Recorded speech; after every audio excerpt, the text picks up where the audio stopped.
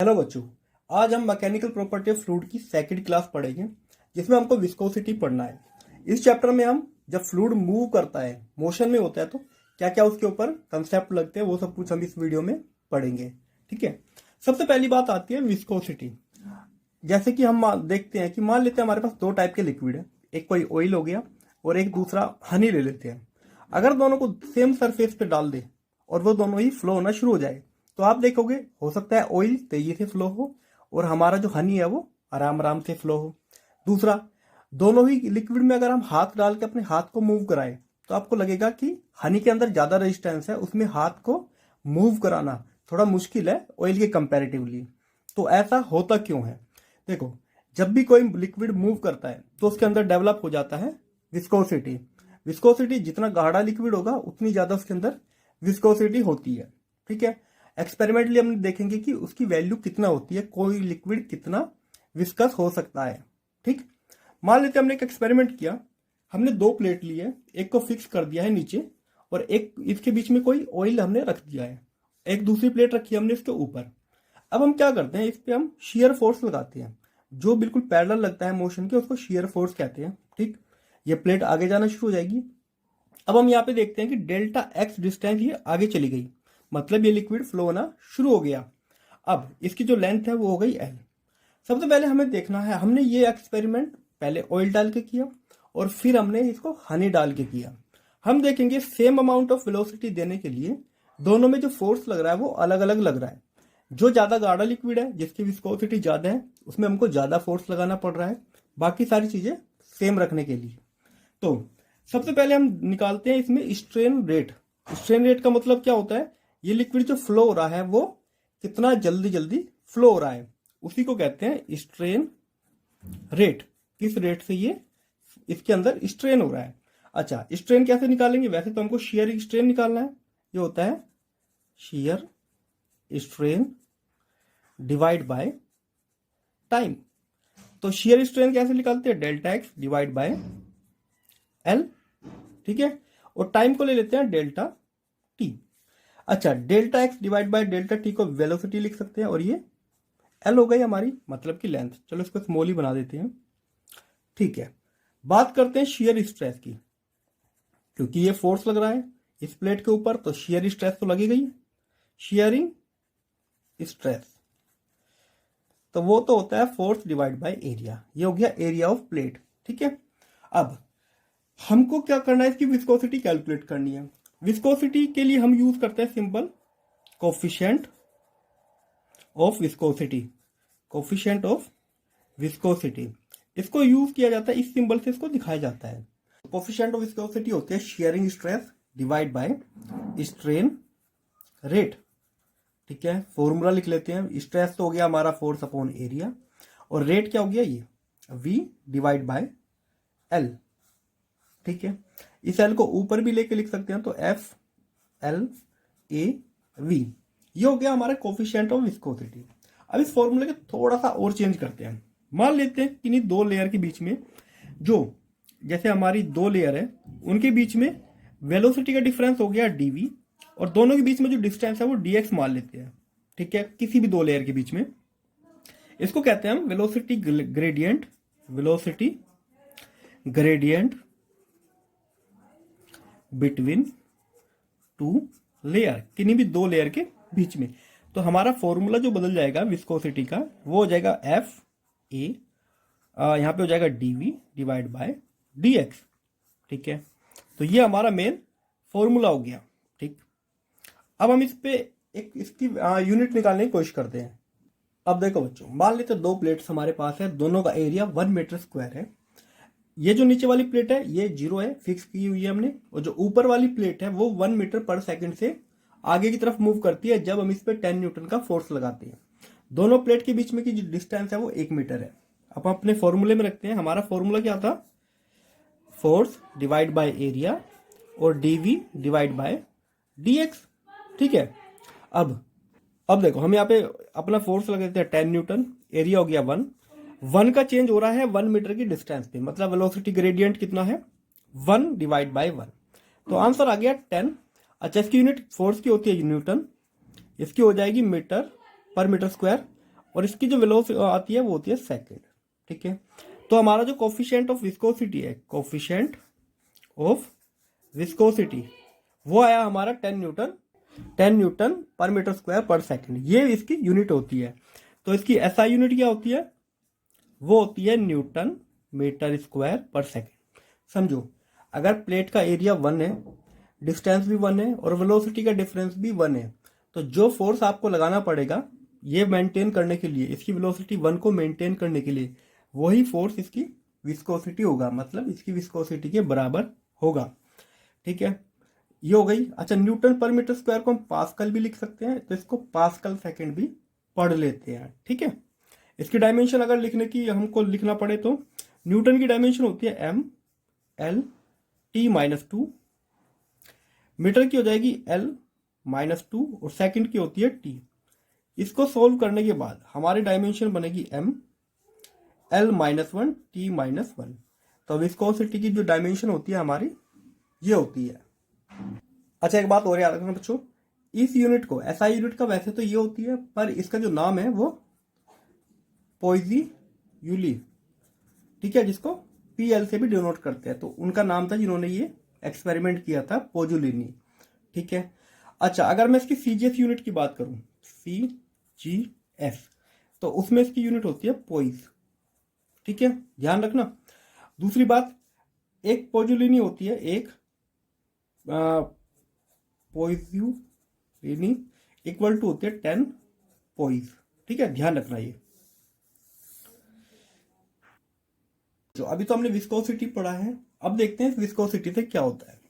मान लेते हैं एक बॉल है, इसको हमने एक लिक्विड के अंदर डाल दिया है। ठीक है, मैं इसको लिक्विड को अभी थोड़ा और ऊपर तक बना देता हूँ। ये कोई मेटेलिक बॉल है और ये इस लिक्विड में नीचे की तरफ जा रही है। पहला तो इसका वेट जो होगा वो लगेगा नीचे की तरफ। ठीक है, लिक्विड क्योंकि इसने डिस्प्लेस किया होगा लिक्विड को, तो एक फोर्स लगेगा ऊपर की तरफ जिसको हम कहते हैं थ्रस्ट। ठीक है, जो कि आर्किमिडीज प्रिंसिपल से हम कैलकुलेट कर सकते हैं। एक और फोर्स इस पे लगेगा इस लिक्विड की विस्कोसिटी की वजह से, वो लगेगा, वो भी ऊपर की तरफ लगेगा, जिसको हम कहते हैं विस्कस फोर्स। ठीक है, अब हमें क्या करना है, ये विस्कस फोर्स ही कैलकुलेट करना है, और ये कैलकुलेट किया था स्ट्रोक ने, तो इसी को कहते हैं स्ट्रोक लॉ। इन्होंने डायरेक्ट एक इंपेरिकल फॉर्मूला दिया था कि जो ये विस्कस फोर्स होता है ये होता है 6 pi coefficient of viscosity, radius और वेलोसिटी। तो ये इन्होंने डायरेक्ट फॉर्मूला दिया था, ये हमको डेराइव करके देखना है कि क्या ये फॉर्मूला ठीक है, जैसा आपने पहले चैप्टर में किया था डेराइव ए फॉर्मूला, उस टाइप से। तो डेराइव कैसे करेंगे, मान लेते हैं कि जो विस्कस फोर्स है वो डायरेक्टली प्रोपोर्शनल है, अभी मैं एफ ही ले लेता हूं, एफ वी रहने देते हैं, डायरेक्टली प्रोपोर्शनल है विस्कोसिटी, रेडियस और वेलोसिटी के। ठीक है, अब हम यहां से डेराइव करके देखेंगे कि क्या यही फॉर्मूला बनता है या नहीं। इसको हटाने के बाद यहां पे एक सिंबल लेंगे हम, के ए बी सी। फोर्स की डायमेंशन होती है एम एल टी माइनस 2। ठीक है, विस्कोसिटी की डायमेंशन अभी हमने निकाली थी एम एल टी माइनस 1। ठीक है, रेडियस की क्या होती है, हाँ एल, और वेलोसिटी की एल टी माइनस 1। ठीक है, कंपेयर करना पड़ेगा हमको माइनस के 2।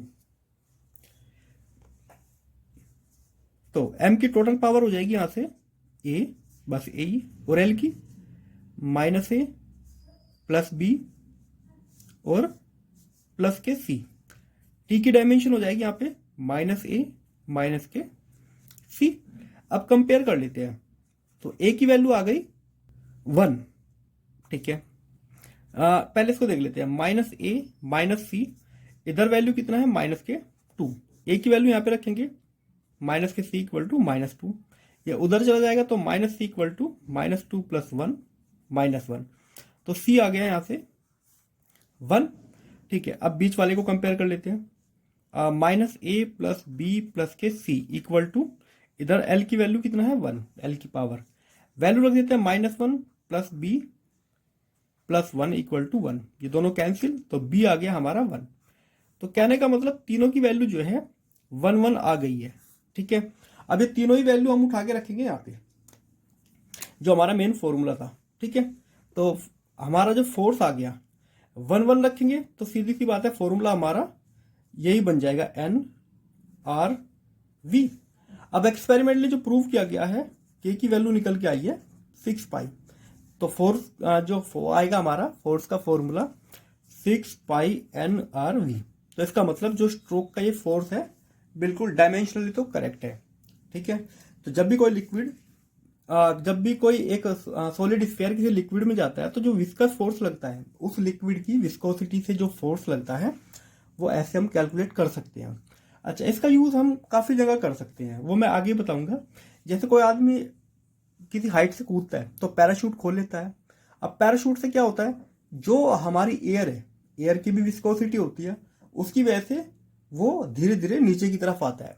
दूसरा, जब बारिश पड़ती है तो बारिश की बूंद जो है वो उस स्पीड से नीचे नहीं आती जो ग्रेविटेशनल फोर्स होता है, क्योंकि एयर का जो विस्कस फोर्स है वो उसको थोड़ा धीमा कर देता है, क्योंकि एयर में भी विस्कोसिटी होती है। तो एयर का जो फ्रिक्शन है उसी को एयर फ्रिक्शन कहते हैं, और लिक्विड का जो फ्रिक्शन है वो हम कहते हैं विस्कस फोर्स। ठीक है, अब हमें यहाँ पे इसकी वेलोसिटी भी निकालनी है, क्योंकि ये जैसे ही नीचे आएगा तो इसकी वेलोसिटी क्या होगी, उसको हम कहते हैं टर्मिनल वेलोसिटी। अब देखो बच्चों, जैसे मैंने कहा था इसकी इंपॉर्टेंस क्या है इस लॉ की, इससे हम डिटरमाइन कर सकते हैं इलेक्ट्रॉनिक चार्ज, किसी पार्टिकल के ऊपर कितना इलेक्ट्रॉनिक चार्ज है, किसकी हेल्प पे, मिलिकन एक्सपेरिमेंट। ठीक है, वो शायद आपने 12th क्लास में आप पढ़ोगे। दूसरा, इस लॉ से हम क्या समझ सकते हैं कि क्लाउड कैसे बनते हैं, ये भी उसमें हेल्प करता है। फिर इसी लॉ से हम, और जो रेन ड्रॉप आती है क्लाउड से नीचे की तरफ आती है, उनकी स्पीड फ्री फॉल बॉडी की स्पीड से कम होती है। वो क्यों होती है, विस्कस फोर्स की वजह से जो एयर हमारे ड्रॉप पे लगाती है। ठीक, दूसरा, इससे हमको ये समझने में भी आसानी मिल जाती है, जब एक आदमी पैराशूट लेके कूदता है तो उसकी स्पीड कम होती है, तो वो चीजें भी अकाउंट में हम ले सकते हैं कि कितना स्पीड कम होगी, कितना बड़ा पैराशूट, कितना विस्कस फोर्स, वो सब कुछ। पर हमें उतना डिटेल में नहीं जाना है, बस हमको ये पता होना चाहिए कि इस जो ये वाला लॉ है इसकी क्या इंपॉर्टेंस है। अब आगे चलते हैं, हमको टर्मिनल वेलोसिटी निकालनी है। अब देखो बच्चों, टर्मिनल वेलोसिटी निकालते हैं। ये वो मैक्सिमम कांस्टेंट वेलोसिटी होती है जो कोई बॉडी एक्वायर कर लेती है जब वो किसी लिक्विड के अंदर फ्री फॉल करती है विस्कस मीडियम के अंदर। ठीक है, ये हो गई डेंसिटी ऑफ बॉडी, ये लिक्विड की डेंसिटी हो गई, आर रेडियस हो गई, और वी इसकी वेलोसिटी हो गई। यही हमको निकालनी है। ठीक है, अब हम देखते हैं इसमें फोर्स कौन से लग रहे हैं। वेट नीचे की तरफ लग रहा है, लिक्विड का थ्रस्ट ऊपर लग रहा है क्योंकि इसने कुछ लिक्विड डिस्प्लेस किया है तो वो भी ऊपर की तरफ फोर्स लगाएगा, और ये हो गया विस्कस फोर्स एफ वी। अगर हम यहाँ पे देखें तो F T plus F V equal to W, जो उसका वेट है।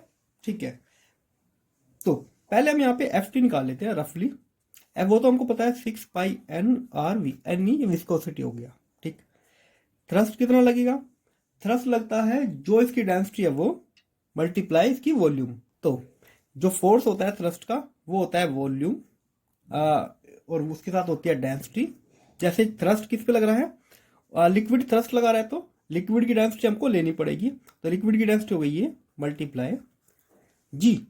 ठीक है, अब दूसरा वेट आता है, इसका वेट क्या होगा, इसकी वॉल्यूम, इसकी डेंसिटी और जी, क्योंकि वॉल्यूम दोनों की सेम है, ये अपनी वॉल्यूम के इक्वल ही तो यहाँ पे लिक्विड को डिस्प्लेस करेगी। तीनों वैल्यू उठा के यहाँ रख देते हैं, तो ये आ जाएगा हमारा V G plus 6 pi coefficient of viscosity R V equal to V sigma G. अब एक काम करते हैं, हमको तो वेलोसिटी चाहिए, वेलोसिटी इसी टर्म में है तो इसको तो उधर लेके जाएंगे, तो 6 पाई एन आर वी। जब ये उधर जाएगी, अगर मैं v और g कॉमन ले लूँ तो ये आ जाएगा सिग्मा माइनस ये। बॉडी की डेंसिटी में से लिक्विड की डेंसिटी माइनस करनी है।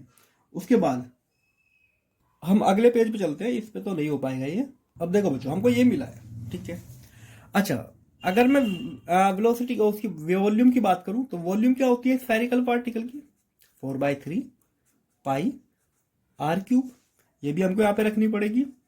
ठीक है, तो 6 pi R V 4/3 pi R cube G sigma minus rho. अब 6 को ले जाते हैं नीचे, बाकी सबको भी वेलोसिटी को छोड़ के, तो v रहेगी इधर ही 4/3 pi R cube G sigma minus ये डिवाइड बाय 6 पाई विस्कोसिटी और रेडियस।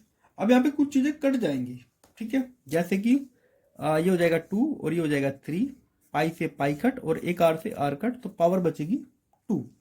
तो जो फाइनल एक्सप्रेशन हमारा आया 2/9 आर स्क्वायर जी, और नीचे आ जाएगा विस्कोसिटी और यहाँ पे सिग्मा माइनस रो। तो ये आता है हमारा फाइनल एक्सप्रेशन कि जो टर्मिनल वेलोसिटी होगी वो ऐसे हम कैलकुलेट कर सकते हैं। अगर हमें दोनों बॉडी की, मान लेते हैं हमको वेलोसिटी पता है, दोनों की डेंसिटी पता है, तो विस्कोसिटी भी हम कैलकुलेट कर सकते हैं। तो इसी को कहते हैं टर्मिनल वेलोसिटी। ठीक है, कभी कभी क्वेश्चन आ जाता है, या वैसे ज्यादा टफ क्वेश्चन नहीं आएगा, डायरेक्ट फॉर्मूला बेस्ड क्वेश्चन आएगा इसी फॉर्मूले पे, तो ये आपको याद रखना है।